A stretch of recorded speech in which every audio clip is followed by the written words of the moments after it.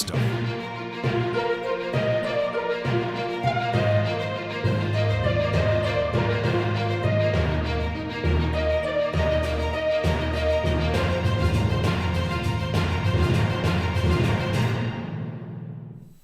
Hello, and welcome to Comedians in Quarantine Solving Problems. I'm Stephen Allen. And I'm Erich McElroy. Hello. Hello. Comics in Quarantine. I'm still doing it. We are 16 shows in, and I've not learned the title of the show. We gave it a complicated title, to be fair. Yeah. But, you know, hey, I mean, we didn't realize 10 weeks in that the title would still be relevant. Yeah, turns out I'd have thought we might have had a career again by now, but no. So we're here doing these shows for you. Welcome. If you're online, Sharon's watching via Twitter, that one is. It says, evening chaps. Get the messages coming through. We can fill the show with your messages as well. So, update on the beard, by the way, Eric. I've still not said goodbye to it. No. I think it's going to go before next week, if I'm brutally honest. Okay. I have been shaving for the show and didn't. I'm glad this is the breaking news that we're starting the show with, especially if you've never been here before. Well, you explain the show, Steve. What is this all about? So two stand-up comedians suddenly made illegal by the laws of the land. So this is like a speakeasy. This is like prohibition, where comedy's been outlawed. So we're doing these comedy shows for you via the internet, sorting out all the problems to do with the news. Because normally we're topical comedians. We've done Edinburgh shows together. We ain't doing that this year. No. Not leaving the house. And I used to shave, but then gave up on life. Yes. And I wanted facial hair that befits the emotional breakdown that is life. But the reason I might get rid of it, Eric, is I went running today. I've been trying to get back into running. And I overheard a guy shout, "Run, Forrest, run." And I realised having a beard while running, it's not even the best bit of the film, is it? If you're going to have anything in common with Forrest Gump, you don't want it to be beardy running, and you don't want to be getting HIV from Jenny. They're the two things you don't want. The rest of it, Forrest is he's the man. He's the dude. Jenny was pretty hot, though. I mean, if you're going to get it, you could do worse. And there's a cocktail of drugs for that now. So, back when that was actually, that's not a problem anymore. It's cool. It'll be like, it's like a badge of honor, like getting COVID will soon be. It will indeed. Actually, more on that later, because I've done the test. I've done the antibody test. We'll talk about that later. If you'd like to, if you enjoy the show at any stage, you think, you know what, we'd buy these people a cup of coffee. The link's down the bottom. Give us the monetary value of a coffee. It would be very much appreciated. And keep the messages coming through. Mike says, hi, guys. Chris says, evening, my fine fellows. Ooh, fancy. Flirt. Fantastic. Well, let's kick off with some news. There's been Dominic Cummings has been the dominant story in the United Kingdom. And of course, for those of you from watching from outside the United Kingdom, he's a senior advisor to the Prime Minister who drove during lockdown when he wasn't really supposed to. The government said, he didn't really break the rules. Turns out, according to some people called the police, the Durham police, where he drove, it does look like he may have committed a minor breach of the guidelines when he drove to Barnard Castle on the April 12th. A minor breach, which is better, I always say, than breaching a minor. Don't let that be your catchphrase. What are you doing, man? I gotta have a catchphrase. What? I'm talking about a coal miner, Steve. What did you think I meant? My people, okay. Coal miners. People. So the government has been saying, Prime Minister all went down, he didn't really break the rules. So then I think the government had to have one of those kind of like, hey, squirrel moments. We're like, hey, squirrel. So then soon after that, at Boris Johnson's daily press conference, we got this announcement. Schools and groups of 6 can meet in gardens, the Prime Minister announces. Now, I wasn't into that, but then are those the people I get to meet up with? Is that photo? I mean, I'll be your 5th, ladies. Steve and I'll come hang out. So basically, it seems to me the Prime Minister is saying, please ignore the fact that my senior advisor broke the rules. And it's not that big of a deal. You can gather with your friends now. Everything's going to be fine. And I realize, basically, there are different rules for other people. And it's time to just rewrite those rules. And I actually have found Boris Johnson has rewritten the 10 Commandments and I've got them right here. I'm going to share them with you, Steve. I know you're a religious man, so this might radically change your life. Boris Johnson, 10 Commandments. You shall have no other gods before me, obviously, except Dominic Cummings. He's pretty handy to have around. You shall not make idols. And by that, I mean idle threats, like don't drive to Durham during lockdown. You shall not take the name of the Lord your God in vain, unless you've just heard the Durham police have said that you broke the law. I mean, Christ on a rope.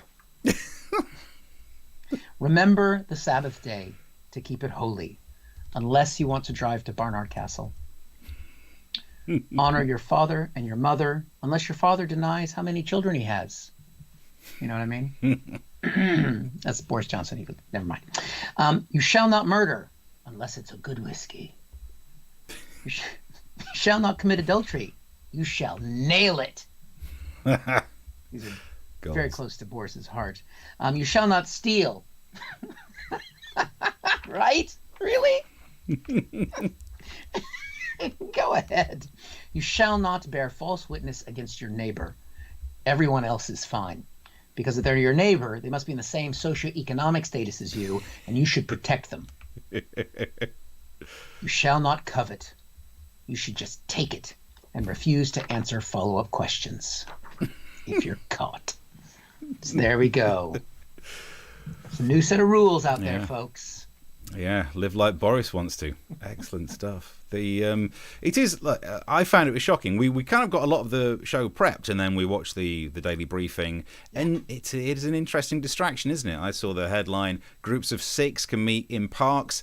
Look, I'm still going to want greater detail on this. Like when they say parks, does it have to be a grassy park? Car parks, Tufnell Park. Give me details about where I'm allowed to go and meet up. You are allowed to go into people's gardens as well. Yeah. People you know, I think. I don't know. And which is annoying because everyone's going to be like, oh, now I've got to mow the lawn. And it's not like you can pretend you're too busy. We know you're not busy. The reason that we're getting these extra freedoms is because they've met their 5 tests. The government set out 5 tests. As soon as we get them, here's the 5 tests. NHS has to have capacity. Test 2 is a sustained and constant fall in daily deaths. Rule 3 is about the infection rate needs to be decreased. Rule 4, operational challenges including testing and PPE. And then the most important one, need to distract from the Dominic Cummings story. That is the big one. And what they've done, in my opinion, my humble opinion, right, they've realised people were going to start breaking the rules anyway. Because people were annoyed with the Dominic Cummings story. So a week from now, it would have been people breaking the rules, news coverage of people doing that, saying that's because of Dominic Cummings. So they've given us the freedoms that we would have taken anyway. So in my theory, it's like when you try and give an instruction to a dog and it doesn't listen, and then you just start trying to describe what the dog's doing to make it look like you're still in charge. That always happens to me. Come here, good boy, come here. That's it. Come over here. Come here. You gonna come here? Good. You're not. Stay. You stay. You stay where you. That's it. Sit and stay. He does exactly as I say. That's it. You sit and you stay right there. You're a good boy. That now look over in that direction. Good.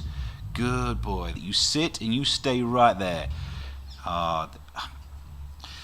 Come over here then. And we should point out the star of that sketch. Not my dog.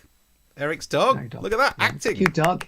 Yeah. Acting. Can I? Because that dog cost a small fortune. Can I write that dog off now? Yeah. Against the profits from this show. Okay. That's going on my universal credit claim this month.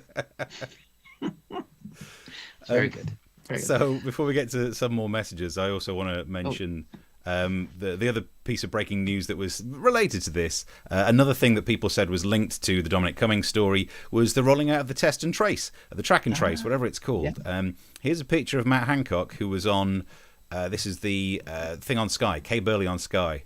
Look at his face. He's just happy to be on webcams, isn't he? I mean, no one wants to see a webcam, and it's like, hey! Look at him again. Oh! Don't they get media training? He's not got any there, has he? He's just happy to see Kay again. So I've been looking into the rules of what's going to be happening with this testing and tracing and all that. 2 important things. One is, they define contact as someone that you've spent more than 15 minutes with closer than 2 meters. And that means if you have a sexual partner, they get COVID-19 and you're not qualified as someone who's had contact, you need to slow down and think of football. The other thing that happened in it is, so here's the rule. And this was on BBC News earlier on. I was shocked when I heard it. They will tell someone, like say if you get a call, they'll inform you that you've got to self-isolate, but they won't tell you who the ill person was that you've been near. I don't know if it's GDPR or some rubbish like that. But that means you could, if you get ill, you could just name anyone that you've been near and make them lock down for 14 days. It's excellent. I'm looking forward to it because it means at some stage I'm going to get this phone call and I'm going to love it.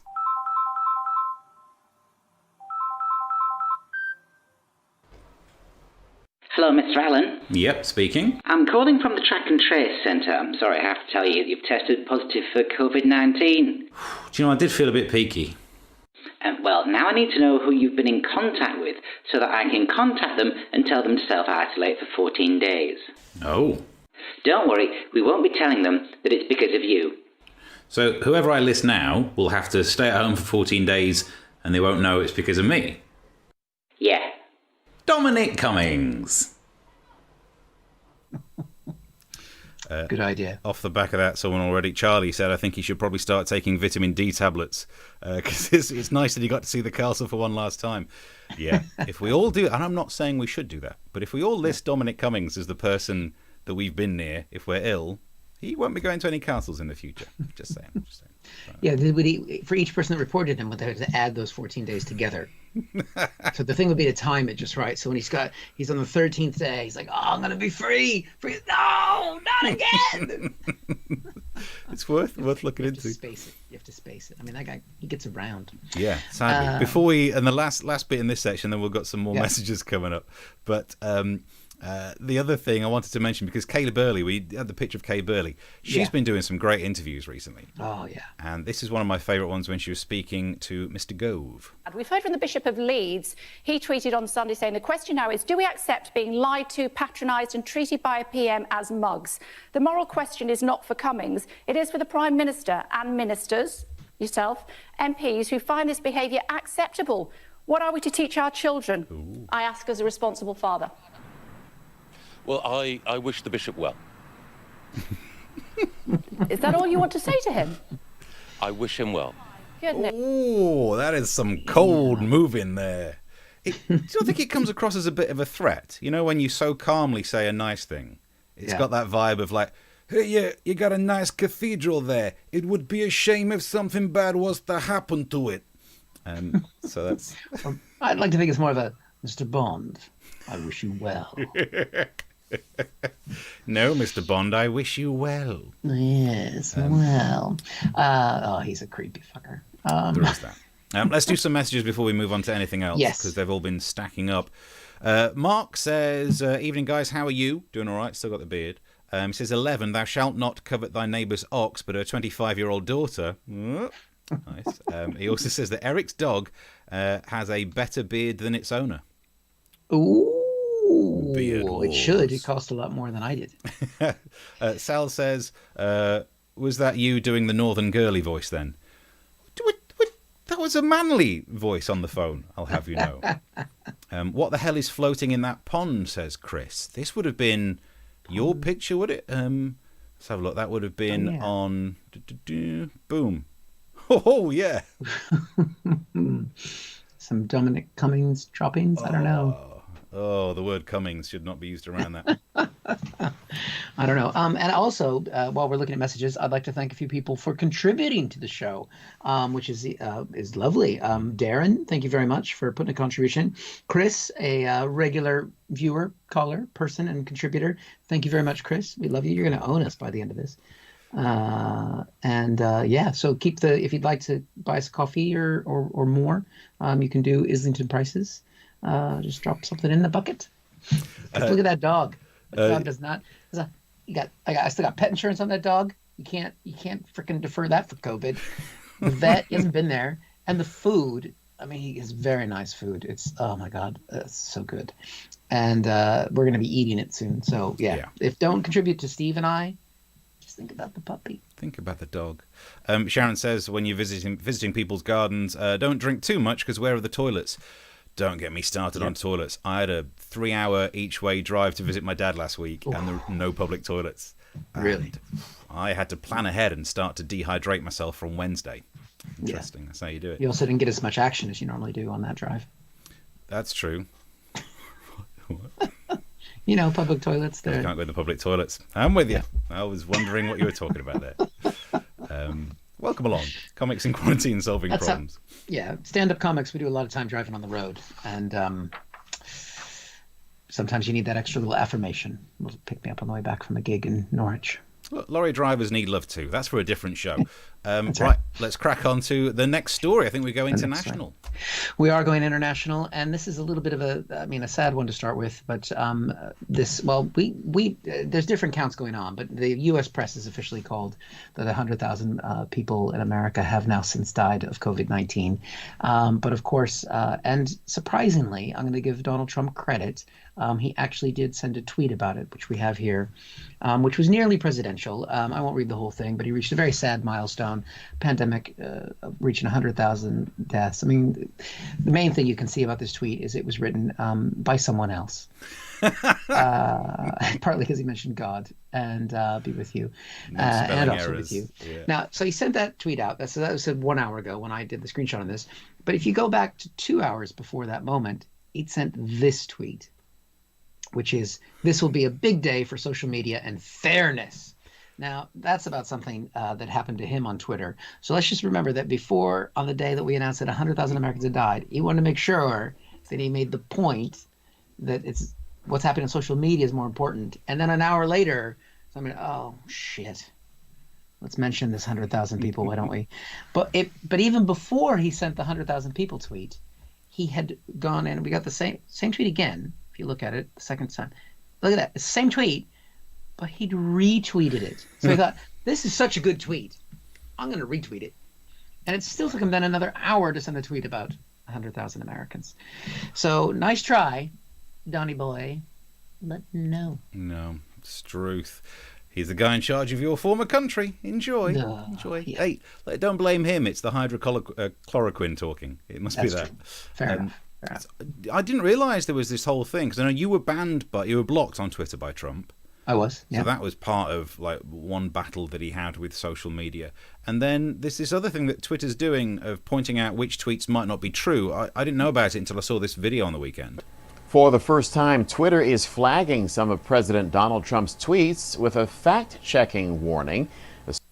Wow, I didn't realise that they could do that. So I tracked down the actual tweet. Here it is. Yeah. Donald J. Trump, there's no way, zero, his maths is coming on, that mail-in ballots will be anything less than substantially fraudulent. Interesting. And then they say, get the facts about mail-in ballots. And if you want to see, because Twitter's added a bit to the tweet that lets you know it might not be true. And it's this bit up there. There it is. It's the bit after the @ sign. Before it, you could write anything. It's after it that's the important thing. But what I did, I thought, if that's the rule, if you lie on Twitter and say that it's true, they will fact check you. I spent my day tweeting out things that aren't true to try and see if I could trigger Twitter.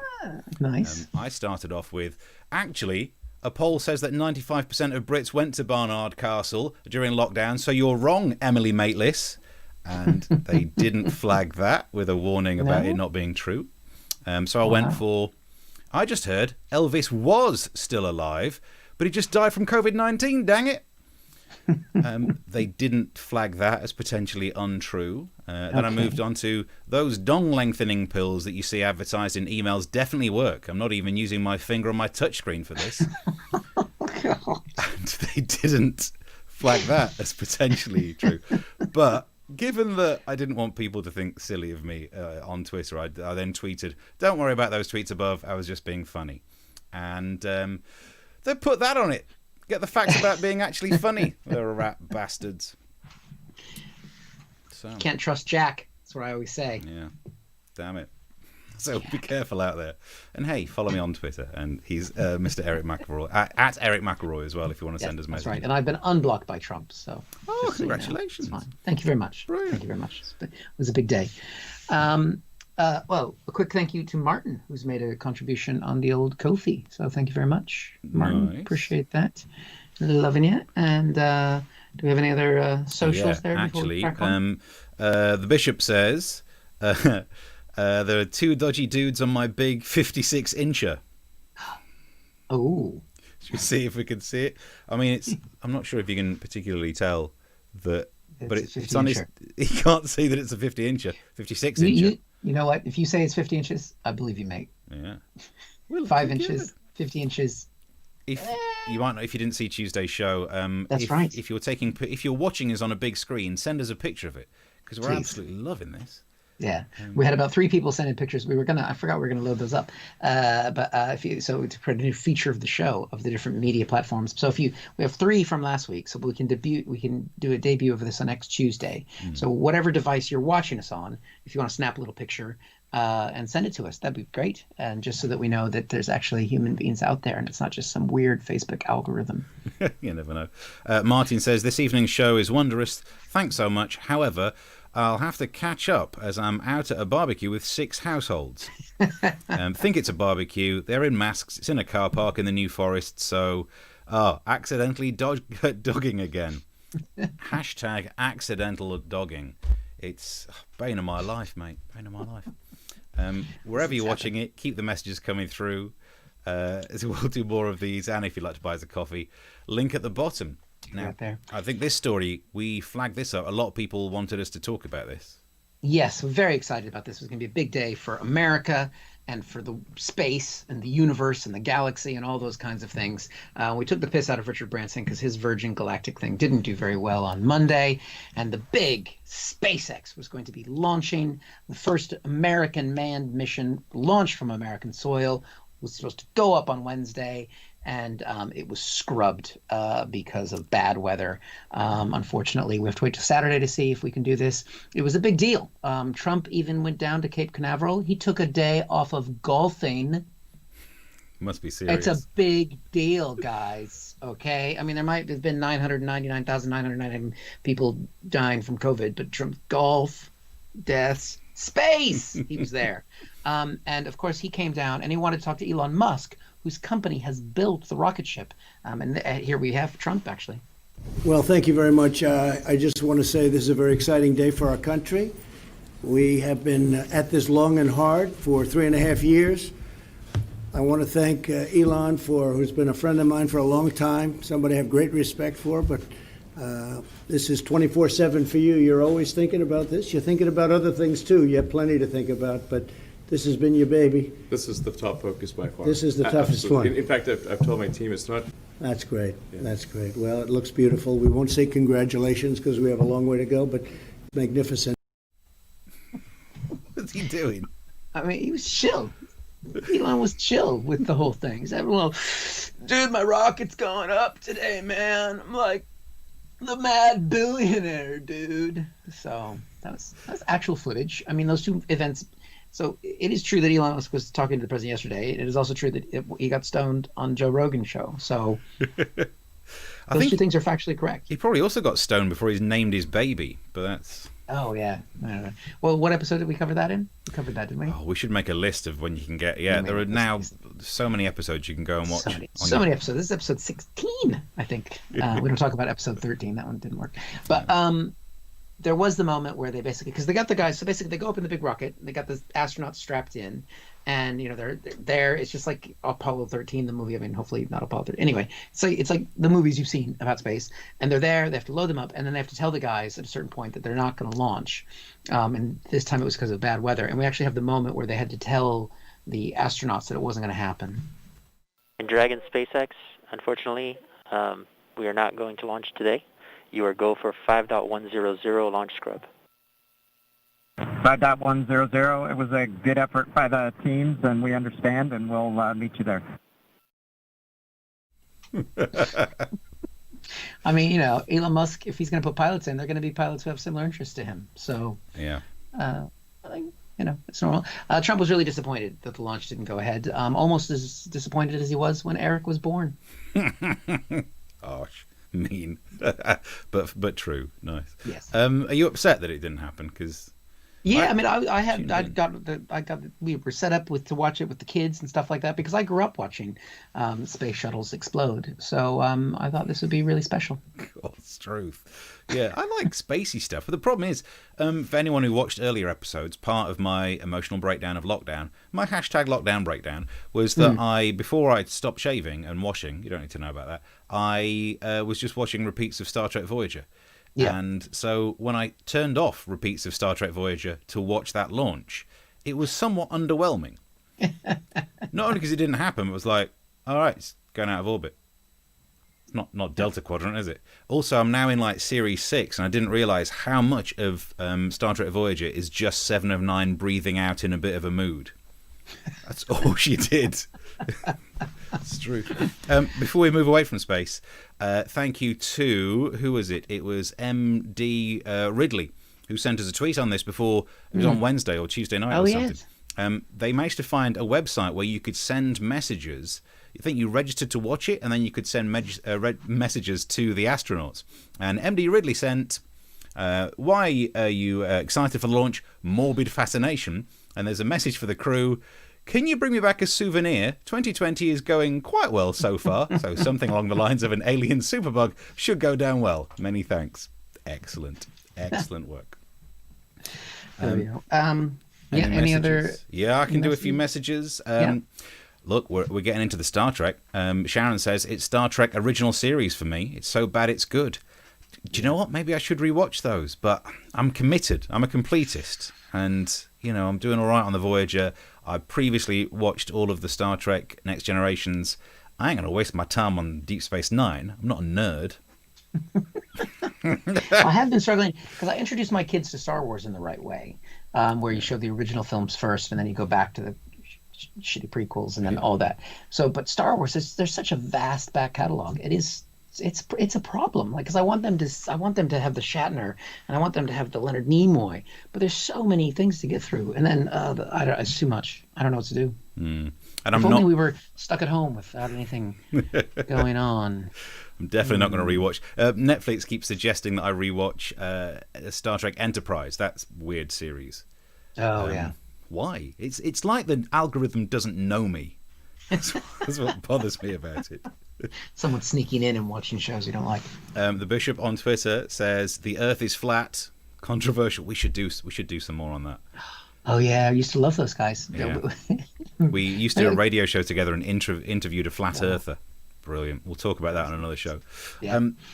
Keep the messages coming through on whichever platform you're doing it. You can tweet me at Mr. Stephen Allen. You can tweet Eric at Erich McElroy. We should do a thing where we bring up our Twitter names on screen. I think I got the technology. Yeah. There we go. There's a project for you for the weekend. Yeah. And if you're enjoying the show and you'd like to chuck us a coffee, please do so. We appreciate that. We are coming towards the end, but we still got a few things left to talk about, Steve. Yeah. So I keep trying to keep an eye on what's going to open up and when it's going to open up and how. And good news if you enjoy eating, as restaurant bosses are considering using glass bubble pods to keep the diners safe. Now, we can talk about it. Yeah, you can talk about that all day, but you need to know what it looks like. Here's the guy who invented it, sat in it, and here's a couple enjoying their meal. Oh. It's interesting, isn't it? I mean, yeah, it's good because if they sneeze, they're not going to affect each other. Also, probably can't actually talk. What happens if you fart when you are? The echoes shoots right up the hole in the top of it. The whole thing reminds me of this, and this will be a reference that not everyone gets, but that invention is basically this. We can talk under the cone of silence. The cone of silence? I am deeply concerned about the conference room. What? I'm concerned about... Well, a cone of silence, 99. I could watch that over and over again. Yeah. It's brilliant. So that's the food side of things. Before we move on to our regular recurring section about sport, Sal says Kirk did have the very first flip phone. Interesting. True. Yeah. Beep, beep, beep, beep. And let's have a look. On YouTube, Simon Dan does Flat Earth Friday broadcast. It's hilarious. Well, do you know what? We should. I like that Mark Sargent guy. He's the Flat Earther guy. We should. Because what I love about Flat Earthers, just as a quick aside, is that they think that Australia doesn't exist, which means the TV show Neighbours is part of the conspiracy. That is commitment to the cause, making every episode of that for no good reason. Brilliant. Right. Well, have we reached that time? Yeah. This special time of the show, where we've got a whole new segment. Steve? Well, yeah, we do so much sport that we thought we should make ourselves a jingle. Sports. Sporty sports. Sports.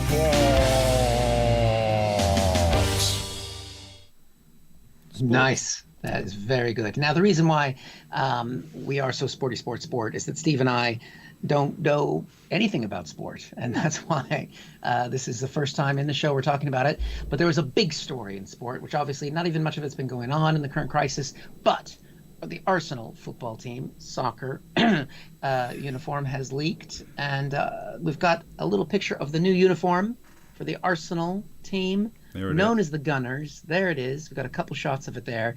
But it looks like they've pointed the gun at themselves. What? I mean, I know we're in, what is it, a zombie film? What the fuck is going on? And I mean, is that the way that we're going to go now with football type gear, or any sort of sports team? Like there's the Spurs. Are they going to actually be stabbed with a spur? Nice. Is there, I mean. Go on, do another. I can't. Okay. I mean, I did think about Googling a bunch of names of sports teams, but I just don't care about sport enough. I mean, I just couldn't give a shit. But you can do it. I mean, you don't need us for that one. You can just go find your sports team, the sea hockey things, and stick a Seahawk in an eye. I don't care. Yeah. It's sport. Just going back to looking at that again, because I've noticed that people who have a lot of the fashionable people wear very ripped jeans these days, and they look like they've survived a werewolf attack. Could you imagine those jeans on the bottom of that outfit? Wowzers. You'd look like you've just recently survived. It's like Dawn of the Dead or something, isn't it? Yeah. Actually, Sharon says, "Oh my lord, group nosebleeds." There it is.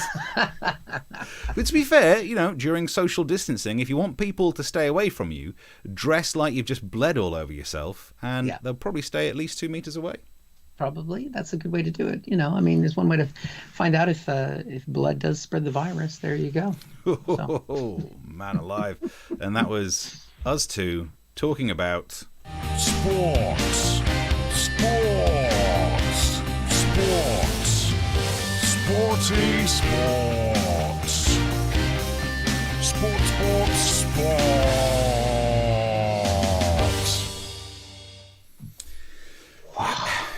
Our area of expertise. Have a look. Mark says it looks like they've made the Arsenal shirt out of a giant Viennetta. That is one of the nicest ways of describing it, because everyone else just thinks, are they actually, do you know what? I know we're meant to move on from it, but they shouldn't be sponsored by Fly Emirates, because it looks like you're walking away from a plane crash. When I crash Emirates. It's true, they should be sponsored by flipping Tampax. This is why we don't improvise. Don't improvise. This is going to be in the post-show notes. Don't let me just carry on talking about a topic. Carry on. Well, I think we're close to the end. We've got the weekend as a break. And Steve, before we go, do you have anything coming up this weekend? Yes, actually. So Friday night, I'm doing a Hampstead Comedy online gig, but they're doing it at midnight. So Friday night, midnight, technically Saturday, but dial in before. Sunday night, 7 or 8 o'clock, one of those. I'm doing a gig as well. Check my social media for it. I've got into it. Since doing your gig, I decided I might as well do online gigs, because I've got nothing else going on. And hopefully... Yeah. Oh, and? No, I was going to say, also, next week, get the results from this. I stabbed myself in the finger because I did the antibody test. That's bruised like a bad boy. Wow, look at that. I thought maybe you were trying to make your own Arsenal shirt. That's there. It's cheaper. Well, next week on the show, make your own away kit. Wait, so we get to find out if you're one of the infected. Former infected. Former. If I've had it and got over it, we'll find out. I'm excited. You might get to do a little track and trace yourself. Yeah. You know what? If it looks like I've had it, Dominic Cummings. That's brilliant. Well, you mentioned it's Sunday at 8 o'clock. If you go to crackcomedy.com, we've got a live streaming show there every Sunday. We've got Hal Cruttenden this week, Tez Ilias. They've both been on Live at the Apollo, but they haven't been on this. And also Michael Fabry and Caroline Mabey and myself. So you can check that out. And the good thing is now, so if Steve happens to be on at the same time as we're on, because you don't have to go to a physical place, you can just log into both our shows on different devices in your house. And do that, because we've got no other income. So we're back on Tuesday, although I've got a little news alert that says Trump signs order targeting social media companies, which could open Twitter and Facebook up to lawsuits. Woo! We covered it here. This is breaking news territory, this. Breaking. So basically, thank you, I guess, for watching. If there's any other socials we need to, any other last minute messages that have come through? Chris says, sponsored by Pile Cream. I hope he means the shirt and not this show. Although we would take sponsorship. Oh, yeah. We will look into that, definitely. Yeah, because I have had piles, so I can talk about that. So I guess thank you very much. Thank you very much for those who've contributed. We really appreciate it. If you want to spread word about the show, it stays on YouTube. You can share with people if you thought it was funny. You can subscribe to our channel as well. That's kind of our main base, even though we're on different platforms. And just let people know, and join us every Tuesday and Thursday at 9 o'clock in the UK, or whatever time it is, wherever you are. Excellent. Yeah, we'll see you Tuesday. Till then. Thank you. See you. Bye.